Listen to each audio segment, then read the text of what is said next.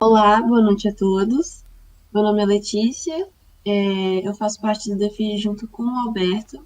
Eu frequento o Centro Espírita Allan Kardec, um centro lá do centro da cidade. E a gente está aqui com o DEFI, como eu falei, e com da primeira URI para fazer essa palestra. Boa noite a todos, meu nome é Alberto Luz, eu sou do Centro Espírita é, Fé, Esperança e Caridade de Jesus, ali na Mauro Ramos, e também trabalho na Associação Espírita Fé e Caridade. Como a Letícia falou, hoje a gente está aqui representando o DEFIG da primeira URI, e primeiro a gente queria falar rapidinho o que seria essa primeira URI, né?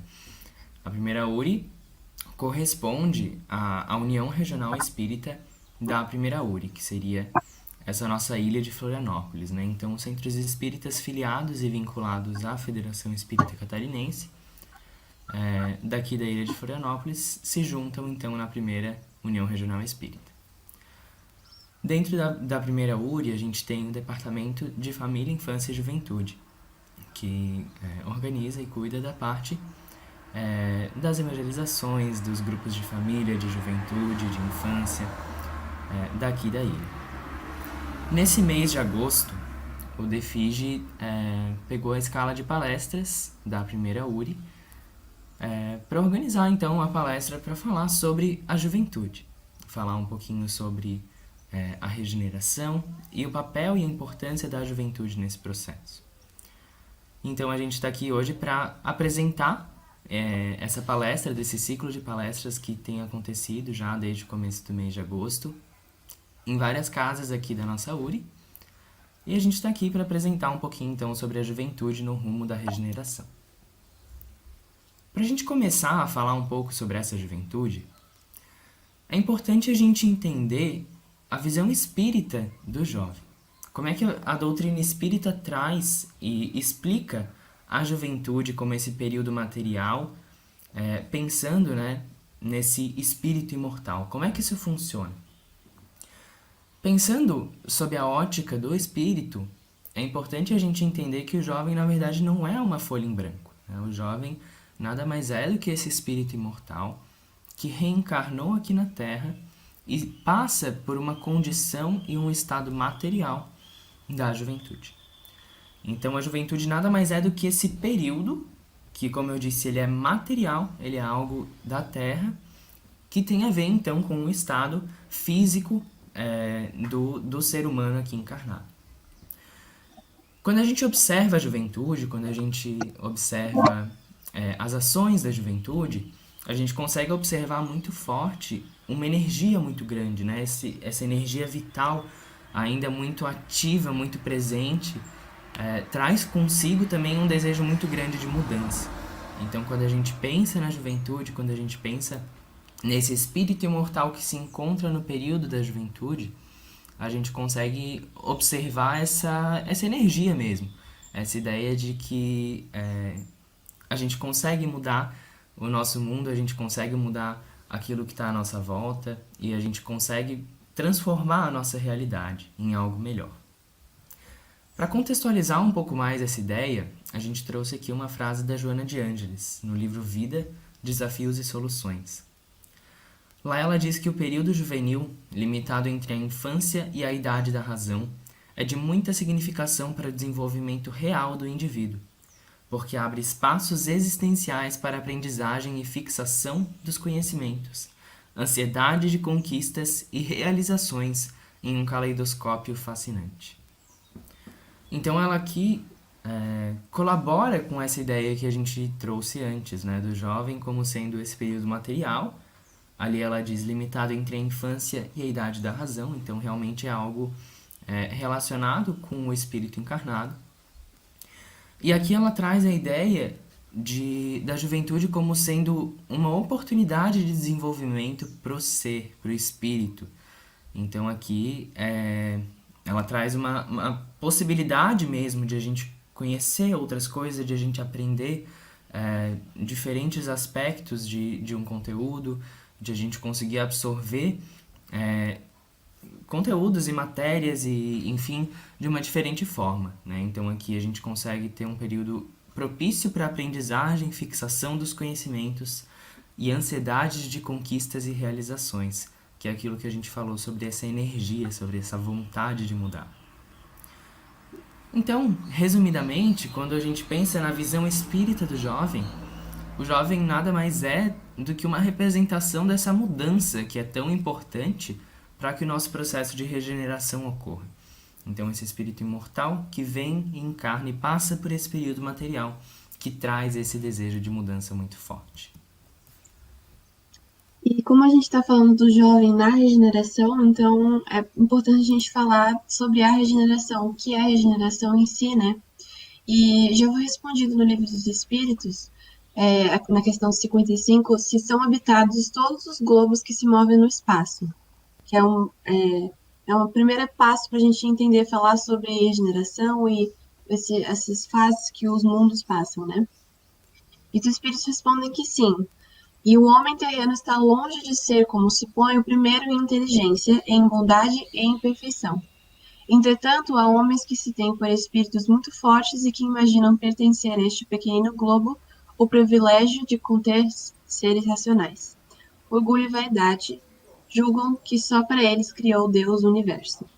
Então, está falando ali que existem vários globos no universo que, se eles são habitados com espíritos também, em diferentes estágios, em diferentes evoluções próprias ali, mas todos os globos são habitados e todos possuem inteligência, como possui aqui na Terra. E tem outras duas questões ali, a questão 172, que fala sobre a existência em mundos diferentes. Ele pergunta se dá para um espírito encarnar em mundos diferentes durante a sua vida espiritual. E os espíritos respondem que sim, isso é possível. E depois, logo depois, ele pergunta se é possível muitas vidas em um mesmo globo. Daí, isso me fala que isso acontece. Então, o espírito pode encarnar muitas vezes no mesmo globo e pode encarnar em diferentes globos. Então, ele não fica restringido a só um planeta ou só uma encarnação em cada planeta. E depois a gente tem as diferentes categorias do mundo, que daí entra nos estágios, né, de evolução de cada planeta. Primeiro a gente tem o estágio primitivo. O estágio primitivo é destinado às primeiras encarnações dos espíritos como seres humanos. É importante destacar que quando eles encarnam como vegetal, animal, mineral, eles podem estagiar em planetas que têm uma evolução um pouco maior, assim, um estágio um pouco mais tem um progresso maior, ele não precisa ser no planeta primitivo, mas quando ele começa a encarnar como ser humano, o planeta primitivo é onde ele vai ter esse início de vida inteligente como ser humano. Depois a gente vai ter provas e expiações, onde, né, propriamente dito, ele vai passar por provas e expiações, é o momento onde o mal vai estar bem estabelecido assim no mundo, né? E as provas e expiações são. As provas são quando você passa por alguma dificuldade, algum tipo de teste ou alguma situação que não necessariamente você precisava corrigir alguma coisa, você precisava reparar alguma coisa, mas você passa por aquilo para você aprender ou para você ver se você está pronto para passar por tal situação. As expiações são feitas para você reparar algum erro que você fez no passado, numa encarnação passada ou na própria encarnação que o espírito já está encarnado. E isso serve para seguir a lei de Deus, a lei de amor e a lei de evolução também. Então, provas e expiações é um momento para isso. Depois a gente vai para a regeneração, que é o que a gente está falando, né? A regeneração, ela ainda é sujeita às leis da matéria, mas é um mundo liberto das paixões que a matéria propõe, né? Então, o mal já está em minoria, né? Já é bem mais evoluído, diferente da Terra, mas ainda assim tem aquela matéria mais bruta, ainda assim precisa desse aprendizado da matéria. Depois a gente vai para os mundos ditosos, e daí os mundos ditosos é onde o bem prevalece, assim, ele sobrepuja o mal, o bem é predominante, e ele possui uma matéria menos bruta daí, a matéria vai ficando cada vez mais fluida. Depois a gente tem os mundos celestes. Os mundos celestes, ou divinos, né? É onde o mal não existe mais, e não vai ter isso. E reina exclusivamente bem. E a matéria já é bem fluida, assim, quase não é matéria. Igualmente ao corpo dos espíritos que encarnam nesse planeta, né? Os espíritos que encarnam nesse planeta, eles já são espíritos evoluídos. E eles não precisam mais dessa matéria bruta, eles não precisam mais dessa encarnação na carne propriamente dita, né? Então é uma coisa bem mais fluida, tanto a matéria do planeta quanto a matéria do corpo do espírito que encarna lá, né? E no momento a gente está ali na transição entre provas e expiações e regeneração. E é aí que a gente. É disso que a gente está falando hoje, né? Do jovem nesse momento de transição, nesse caminho da regeneração. Exato, e como a Letícia falou, então, nós estamos nessa transição, né? Mas o que significa a gente estar passando por essa transição? O que significava a gente estar, e a gente ainda estar, né, num planeta de provas e expiações? O que significa a gente passar por essa transição e o que significa a gente querer chegar à regeneração? Para isso vale a pena a gente entender um pouco mais sobre a nossa Terra, né? Sobre onde que a gente se encontra, sobre em que estado evolutivo que a gente se encontra. E para isso é interessante a gente dar uma olhada e entender um pouco melhor sobre a lei do progresso. A lei do progresso nos traz justamente essa ideia de onde a gente está, de como a gente vai passar por esses estágios evolutivos e como que juntos a gente consegue, como humanidade, passar por essas fases, né? Passar pelos mundos primitivos, passar pelos mundos de provas e expiações e ir crescendo assim nesse estágio, né? Nessa escadinha evolutiva que a gente tem. Bom, a lei do progresso nos diz que existe um progresso que ocorre de uma forma progressiva e lenta, como nos diz ali na questão 783. Kardec pergunta justamente isso, né? Segue sempre uma marcha progressiva e lenta o aperfeiçoamento da humanidade? Os espíritos respondem que sim, há o progresso regular e lento que resulta da força das coisas.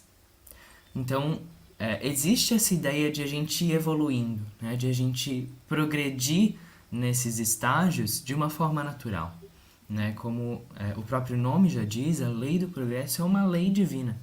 Então isso existe para todos os seres da criação. Né? O progresso e a evolução existe para todo e qualquer ser, para todo e qualquer espírito, para toda e qualquer energia que existe no universo. E nesse sentido, pensando na nossa Terra, né, é importante a gente entender que o progresso ele ocorre de maneira individual e coletiva. Quando a gente pensa no progresso individual, a gente pensa na conquista das nossas paixões, das nossas dificuldades, de a gente conseguir superar as nossas dificuldades mesmo, né? Superar obstáculos que se põem na nossa vida, dificuldades que a gente acaba recebendo. Então, o progresso individual ele vem nesse sentido, né? De a gente conseguir superar essas dificuldades e se aprimorar.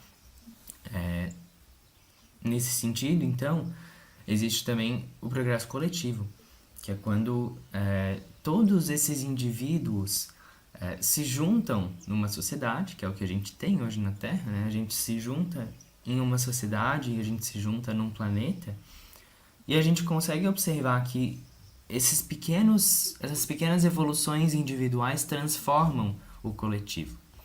Então, decorrente dessas evoluções, desse progresso individual, o planeta como um todo, a sociedade como um todo também evolui. E aqui é importante também a gente tentar entender um pouquinho a diferença entre o moral e o intelectual, né? Essas duas asas que a gente precisa desenvolver para o nosso progresso. Isso tanto individualmente quanto coletivamente também. Mas ali continuando na questão 783, os espíritos nos dizem que quando, porém, um povo não progride tão depressa quanto devera, Deus o sujeita de tempos a tempos a um abalo físico ou moral que o transforma. Então aqui a gente entra em outro aspecto da Terra, que tem a ver com a lei de destruição, né? E de novo, uma lei divina. Então, a lei de destruição também é inerente a todos os seres, também é inerente a todos aqueles que estão encarnados na Terra ou não. Na questão 728, Kardec pergunta se é a lei da natureza é a destruição. E os espíritos, de forma muito clara, nos dizem que preciso é que tudo se destrua para renascer e se regenerar. Aqui é regeneração de novo. Porque o que chamais de destruição não passa de uma transformação, que tem por fim a renovação e a melhoria dos seres vivos. Então aqui traz um pouquinho essa ideia que já foi trazida ali na outra pergunta, sobre os abalos físicos, os abalos morais que vêm e nos atingem enquanto indivíduos, enquanto sociedade. A lei da destruição ela é necessária para que a gente consiga enxergar os nossos erros de uma maneira diferente. Quando a gente passa por uma dificuldade, quando a gente passa por esse momento de destruição, a gente consegue observar muitas vezes a bagunça que a gente vive, né? As dificuldades que estão ali e todos os problemas que a gente tem que às vezes ficam escondidos, né? Que a gente não vê eles, a não ser que a gente consiga realmente chacoalhar um pouco as coisas e observar tudo isso de uma forma diferente. Mas aí a gente entra em outra questão, né? Por que Deus precisa fazer isso desse jeito? E é exatamente isso que Kardec pergunta na questão 737. Com que fim fere Deus a humanidade por meio de flagelos destruidores? Os Espíritos nos dizem para fazê-la progredir mais depressa. Já não dissemos ser a destruição uma necessidade para a regeneração moral dos espíritos, que em cada nova existência sobem um degrau na escala do aperfeiçoamento? Preciso é que se veja o objetivo para que os resultados possam ser apreciados. Então é exatamente isso que a gente falou antes ali, né? Da ideia de a gente precisar mudar e a gente precisar observar essa nossa vida, né? Essas nossas dificuldades de uma maneira diferente, para a gente também entender como que a gente pode fazer para evoluir, para progredir com essas dificuldades, né? E superar, como é que a gente faz para superar elas. Então Deus traz isso como um meio para a nossa evolução. E como o Alberto disse, né, esses flagelos que a gente viu agora, esses flagelos destruidores, eles são necessários para a regeneração. A gente precisa dar uma bagunçada ali para realmente ir para frente, né? E então, nesse momento de transição, essa evolução, essa bagunçada para evoluir, ela é extremamente necessária, porque a gente o planeta está evoluindo, então as pessoas também têm que evoluir junto, né, com esse planeta, senão essa evolução não ocorre. Então esses flagelos destruidores, essas dificuldades que aparecem, elas são um convite à regeneração e ao aprimoramento do espírito, né? Ali a gente trouxe alguns exemplos de vício e depois a gente trouxe algumas coisas que são recomendadas e são, enfim, necessárias para que a gente consiga ter esse auxílio para evoluir, para melhorar nessas dificuldades que a gente tem. E essas dificuldades, elas vêm realmente para a gente conseguir corrigir esses erros e para que a gente consiga evoluir, para que a gente entre nessa regeneração não só no mundo externo, mas essa regeneração interna também, né? Perfeito. Não, E acho aí, que é isso mesmo, né? Desculpa. aí entra as mudanças no íntimo, né, que eu falei, do processo de regeneração. Que é justamente, como eu falei, para a gente construir um mundo novo, a gente precisa de um homem novo, né? Não adianta, não tem como, né? Um planeta ir para regeneração sem os espíritos que encaram nela também estarem nesse mesmo nível. E aí o Evangelho ele traz esse conceito do homem de bem, né? O que seria um homem de bem? O que seria esse homem novo, né? Que eu estou falando. Eu vou ler um trecho aqui do Evangelho que fala sobre isso. O verdadeiro homem de bem é o que cumpre a lei de justiça, de amor e de caridade, na sua maior pureza. Se ele interroga a consciência sobre seus próprios atos, a si mesmo perguntará se violou essa lei, se não praticou o mal, se fez todo o bem que podia, se desprezou voluntariamente alguma ocasião de ser útil, Se ninguém tem qualquer queixa dele, enfim, se faz a outra em tudo o que desejara que lhe fizessem. Então, esse é um conceito que o Evangelho traz sobre ser um homem de bem, e a gente está um pouquinho longe ainda, né? Então, precisa dessas chacoalhadas, dessas dificuldades. Não necessariamente essas dificuldades, pode ser pelo bem também, mas enfim, né? Sempre vem esses flagelos para dar uma acelerada nas coisas, como o Roberto disse. Então, essas mudanças no íntimo, elas precisam ocorrer para que a gente entre nesse processo de regeneração.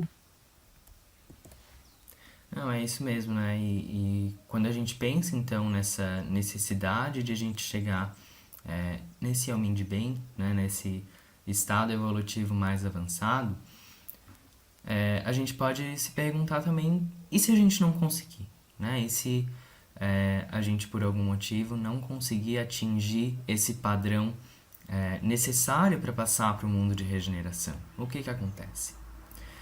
E aí aqui a gente tem alguns exemplos muito claros dentro da nossa doutrina espírita do exílio, desse exílio que acontece por amor, como uma forma de consolo e de união para os espíritos que ali encarnados ou desencarnados, né, não chegaram nesse patamar evolutivo. Quando a gente pensa no exílio, às vezes a gente pensa nesse momento de afastamento, né, em um momento em que os espíritos vão ser retirados da convivência do seu orbe, enfim, retirados da convivência com os seus espíritos afins por conta dessa diferença de evolução, né? Mas não é bem por aí, né? A gente não pode pensar no exílio como sendo uma exclusão dos espíritos. E a questão 788 do Livro dos Espíritos ajuda a gente a entender um pouco mais essa ideia. Lá é dito que o homem tem que progredir incessantemente e não pode volver ao estado de infância. Então, quando a gente pensa no exílio, o exílio não é um atraso para a evolução do espírito. O exílio nada mais é do que uma oportunidade do espírito retomar a um estágio evolutivo parecido com o que ele está. Retomar o convívio com espíritos que estejam em um patamar de evolução mais parecidos e condizentes com a situação que ele está.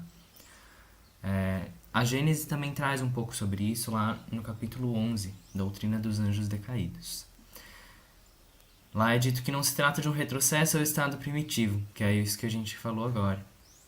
O espírito, ainda que numa posição inferior, nada perde do que adquiriu, e o desenvolvimento moral e intelectual é o mesmo. Então, esses 3 pontos ali trazidos pela Gênese contribuem nessa ideia, né, de que o exílio acontece justamente para que o espírito consiga conviver com espíritos de um grau evolutivo parecido.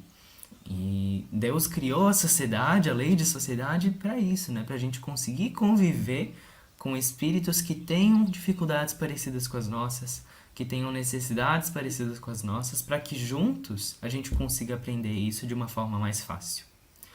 Então o exílio, ele nada mais é do que uma nova chance de a gente conseguir progredir, de a gente conseguir melhorar essa nossa parte moral, a nossa parte intelectual, que muitas vezes é deixada para trás nesse momento de transição. Né? Muitas vezes a gente não consegue atingir esse estado evolutivo, mas Deus nos dá quantas segundas chances a gente quiser. Então, realmente, esse exílio vem como uma forma de a gente conseguir resgatar algumas coisas. Exatamente. Então, a gente já falou da regeneração, a gente já falou do que é preciso para ir para a regeneração, o que acontece se a gente não alcançar isso. E voltando a falar da regeneração em si, e o que que o jovem, o que que é o papel do jovem nesse momento, o que que essa nova geração vai fazer nesse período de transição, a Gênese, no capítulo 18, traz uma metáfora que é bem interessante, que traz esse conceito da juventude na regeneração. As folhas mortas da humanidade caem batidas pelos rajados e pelos golpes de vento, porém para renascerem mais vivazes sobre o mesmo sopro de vida e não se extinguem, mas se purificam. Então, essa metáfora traz as folhas mortas da humanidade e essa rajada de vento. Então, o que a gente consegue entender ali é que essas folhas mortas da humanidade seriam essas ideias antigas, esses talvez preconceitos, essas coisas mais arcaicas da sociedade, né? Essas ideias mais antigas. E depois as folhagens novas representam as ideias novas, essa renovação de pensamento, esse encaminhar da evolução do espírito, né? Então, para que o mundo consiga mudar, essas ideias novas precisam vir.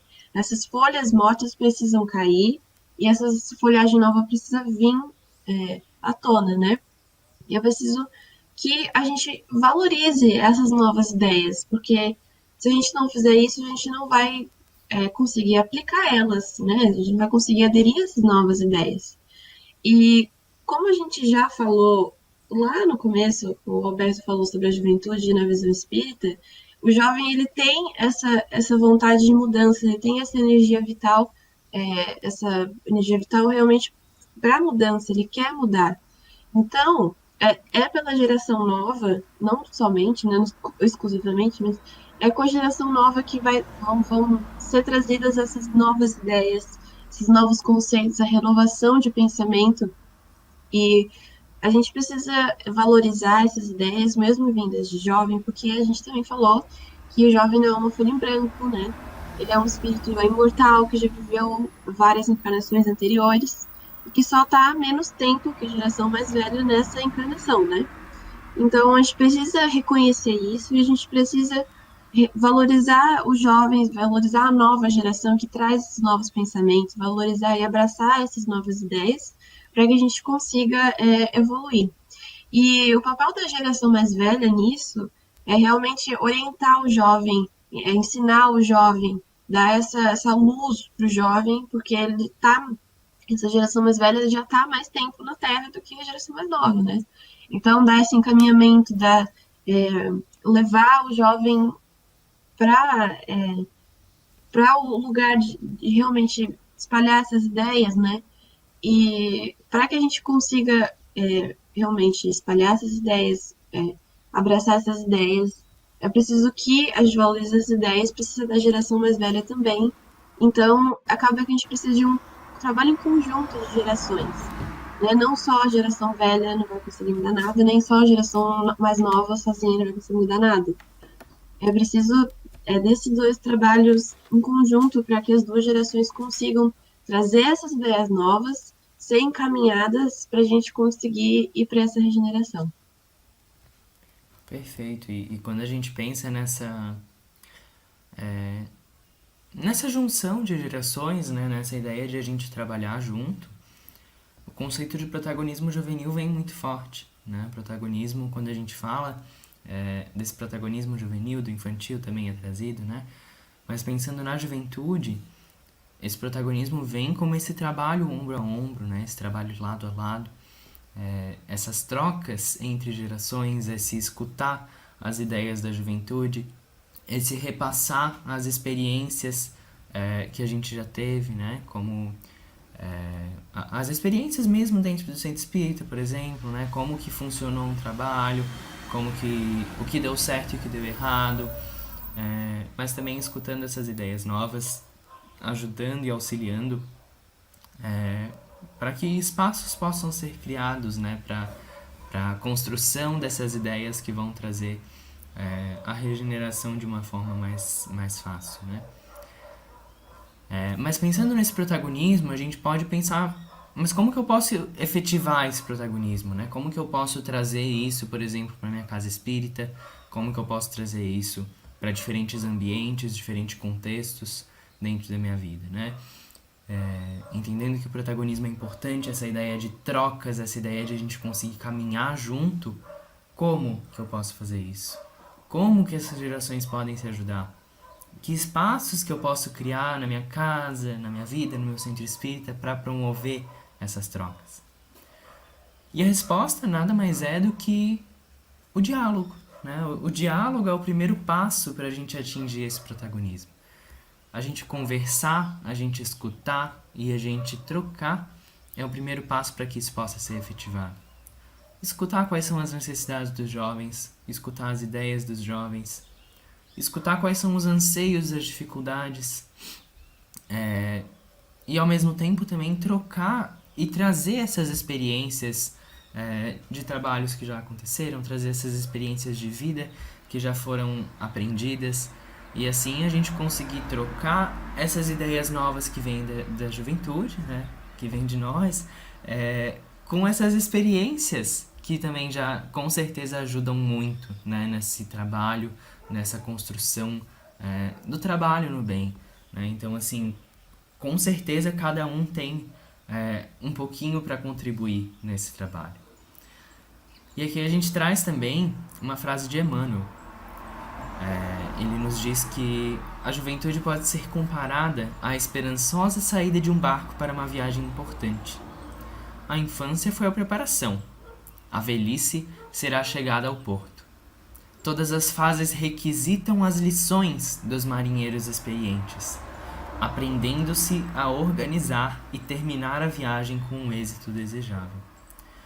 Então aqui é muito linda essa comparação, né, das fases da vida como uma viagem de barco, né, como essa saída de um porto com toda a esperança, com toda aquela vontade de mudança que a gente falou, vontade de chegar até o destino, essa vontade de fazer diferente, saindo do porto.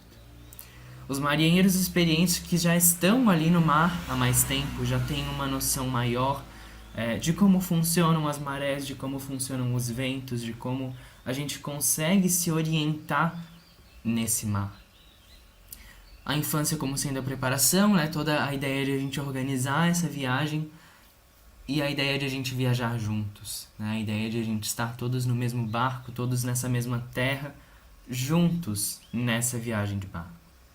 A juventude com essa vontade de mudar, com essa vontade de inovar, com essa vontade de trazer novas propostas, novas ideias que talvez ajudem nessa viagem. E os marinheiros experientes já tendo essa noção de como funcionam as coisas, já tendo esse aprendizado prático de como funcionam as coisas no mar, de como funcionam as coisas aqui na Terra. Então, quando a gente consegue ter um equilíbrio entre essas ideias novas e essas ideias já existentes, a gente consegue ter algo muito melhor. A gente consegue aprimorar de uma maneira que as ideias novas não serão só ideias, elas serão trazidas para a prática, elas vão trazer essa experiência dos marinheiros experientes e se concretizarem de uma forma efetiva. Ao mesmo tempo que os marinheiros experientes, ao receberem essas ideias novas, também conseguem melhorar essa sua estadia nesse mar, né? E aprimorar pouco a pouco, então, esse barco que a gente anda junto. Então a mensagem que a gente traz aqui é que nunca é tarde para a gente mudar as nossas atitudes, os nossos pensamentos em relação à juventude, em relação a essa troca entre gerações, né? Se a gente olha pra gente mesmo e pensa, não, eu tô fazendo tudo que eu posso, eu tô ajudando a juventude, eu tô conseguindo fazer essas trocas de uma maneira efetiva, que bom, né? Esse é o objetivo, né? E se não, nunca é tarde pra gente mudar, pra gente avaliar as nossas ações e perceber que a juventude tem sim muito a contribuir nesse processo de regeneração. E quando a gente recorre a Jesus, né, lá em Mateus capítulo 5, versículo 16, ele nos diz: deixai brilhar a vossa luz. Então, esse é o nosso objetivo com a palestra de hoje, né, trazer a importância de deixar com que a luz de cada um brilhe, de uma maneira individual, de uma maneira única, mas que juntos a gente consegue, então, fazer com que esse planeta se ilumine. E quando a gente abre espaços para que a juventude, para que todas as gerações possam brilhar essa luz, a gente consegue de uma maneira mais efetiva atingir a todos, atingir esse nosso planeta de uma maneira muito mais concreta, de uma maneira muito mais fácil e rápida. Então, que a gente possa sempre tentar deixar brilhar essa nossa luz, deixar transparecer essas nossas ideias, esses nossos pensamentos, para que juntos a gente atinja, então, essa tão desejada regeneração. Nós agradecemos a atenção de todos, uma boa noite e obrigado. Agradeço novamente a atenção de todos, a todos que assistiram a gente até aqui. E boa noite e uma boa semana para todo mundo.